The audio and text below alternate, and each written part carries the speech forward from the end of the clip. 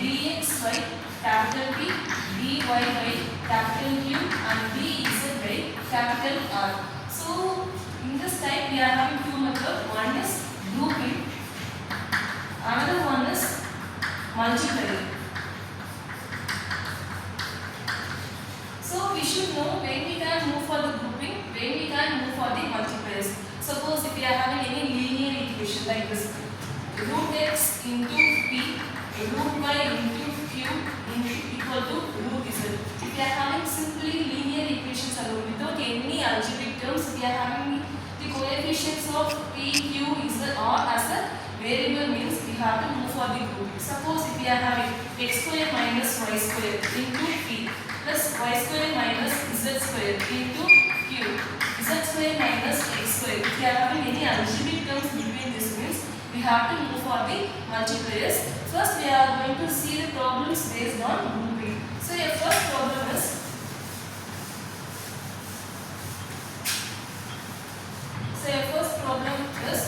root x p root y q equal to root z. So first of all we have to write our subsidiary equation. Already we have discussed our subsidiary equation is d by capital P, dy by capital Q and dz by capital R. First of all we have to identify which one is your P, which one is your Q, which one is your R. Coefficient of small p is nothing but your capital P. So we can write here dx by root x equal to dy by, we have to identify q, q is nothing but small q coefficient, that is here capital Y, then dz by root z.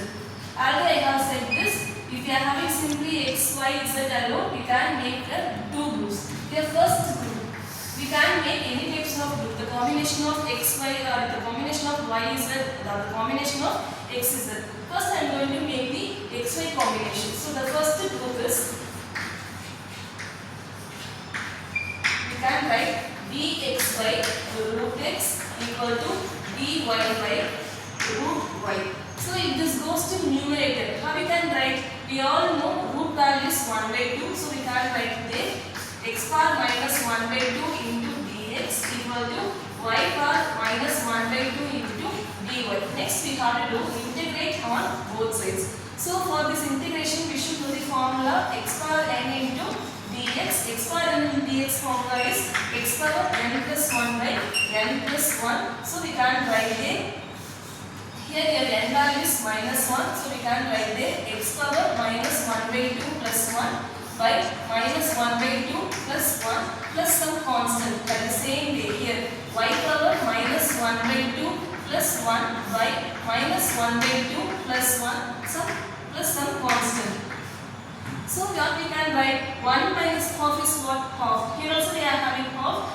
Like the same way here also we are having half. So we can write there x power 1 by 2 by 1 by 2 equal to y power 1 by 2 by 1 by 2 equal to some constant c. So we can make this into numerator. So 2 into root x, 2 into root y equal to c. So we can take 2 into root x. If this goes to left hand side means we can write minus 2 into root y equal to c. From both the term we can take 2 as common. So 2 into root x minus root y equal to c. We can keep this 2 into right hand side. So root x minus root y equal to c by 2. This is also some arbitrary constant.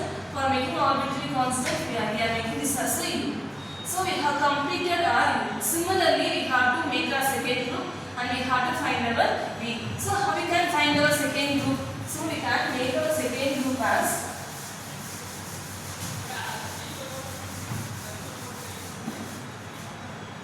your second group is, already we have taken x and y, now we have to take y and z. So dy by root y equal to dz by root z. So we can make here y power minus 1 by 2 into dy, z power minus 1 by 2 into dz. We have to take the integration on both sides. So similarly we will take here root y minus root z equal to v. So after finding our u and v, we have to make our solution. The solution is phi of u comma v equal to 0. So we have to replace our u value, that is root x minus root y, comma root y minus root z equal to 0. So this is a solution of the given linear equation.